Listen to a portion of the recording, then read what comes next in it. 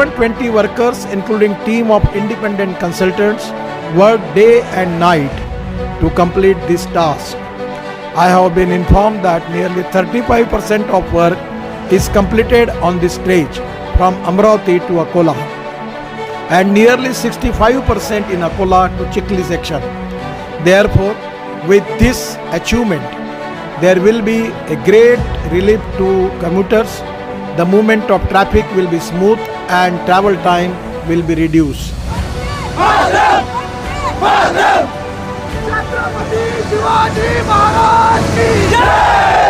I am very happy to say की तुम्ही आज 42.2 किलोमीटर्स कंप्लीट करून एक नवीन रेकॉर्ड सेट केला आहे.